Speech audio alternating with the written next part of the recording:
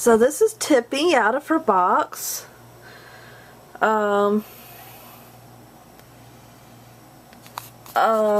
This is the friendship bracelet that came with her. And then their motto, changing the world one heart at a time, and then there's nothing there. She comes with a brush that has an extra rubber band, and she comes with a little booklet. So I'll read the little booklet. Got a picture of her. Excuse me. Okay. Sub ID, I guess that's, I don't know how that's said. Hello, my name is Tipi. I am 10 years old and live in Laos near the Mekong River. Did you know that it is the 12th longest river in the world? It goes by so many lands and towns. I'll bet it's seen a lot of wonderful things, and I bet it knows a lot of stories.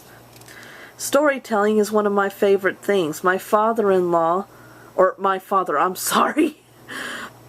I saw a hyphen, so I thought my brain was doing autocorrect like it does in Word. Fills in a word that may not be appropriate. My father, who makes shadow puppets, says it's important because stories help people remember who they are and where they come from. Some of my favorite Laotian stories are Monkey and Crocodile and Kau Namwa, the woman warrior. Once, all of the school children in my town got together and painted one long picture, called a mural of life on the Mekong. We showed boats and people fishing and monkeys in the Talad So, the market in our town. I even drew a picture of a larb guy, my favorite meal, of spicy fish with sticky rice. Our teachers took the mural to a big city where it was shown to many people. They had a big party and gave money to buy new books for our school. That's important because our school is kind of old. Although everyone in Laos is supposed to get an education, there are not always enough books or teachers. Sometimes the children forget how to read.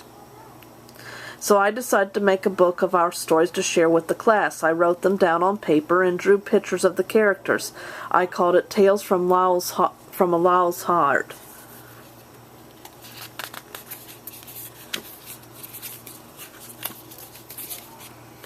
The teacher let me set up a special reading hour, and everyone got a chance to read part of a story. Afterwards, we practiced writing the names of places and the characters from the book. My father even let us borrow some shadow puppets to put on a play. My grandfather says he likes our town and never wants to leave. But I want to travel, dancing and telling stories to other kids like me. Grandfather says I am like Monkey, hopping across the river on the backs of crocodiles, a very brave but dangerous thing to do. But I think having a dream can take you many places, just like the Mekong, and then bring you back with many more stories to tell. Okay, and then it's just the normal stuff that Heart for Heart usually says. So that's Tipi's story, and that was the booklet it came with. And I did say she came with her brush and an extra rubber band. So that's what she came with, and she's got these little arm bands. At first I was kind of disappointed because she's kind of wearing clothes in a lot of ways that are like ours, you know. I mean, flip-flops. I mean, it wasn't quite exhausted. Or, God, my brain is fudged up today. Wasn't quite as exotic. But what I really liked, though, was her earrings. Aren't they pretty?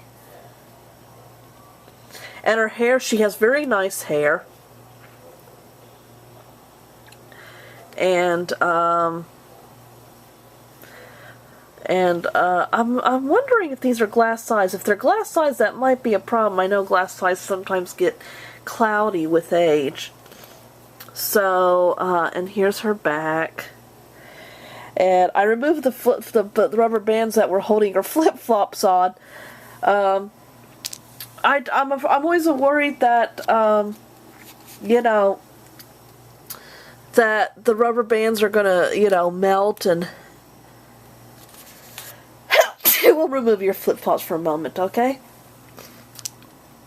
I'm always afraid they're gonna melt and cause more problems, but I have to admit it's always annoying. I have a Cabbage Patch that's always losing her shoes too. So, the head, this part, next part might be nice for the tripod.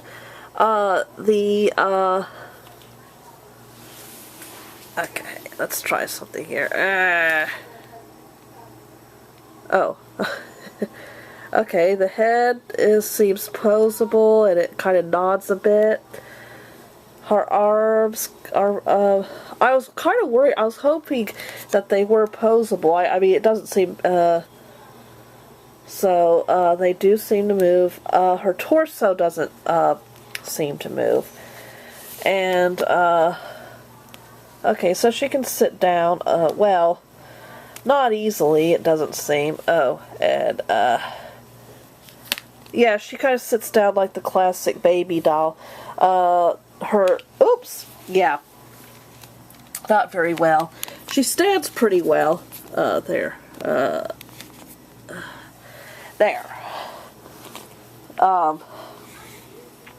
So that's how she sits. The knees, of course, don't, bend. And, she, stands really well, though.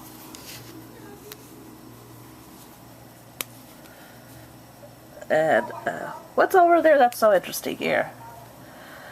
So, oops, well, okay, normally she stands well, okay. Okay, so that's Tipi, and so she's really nice, and I'm very happy.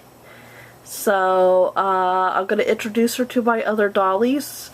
Of course, she might feel a little uncomfortable, because right now she's the only one that's dressed. Everybody else is naked. Not because they're doing anything weird, it's because I have to wash their clothes. Every year I take off all my dolls' clothes and wash them. So because vacuuming's not quite enough.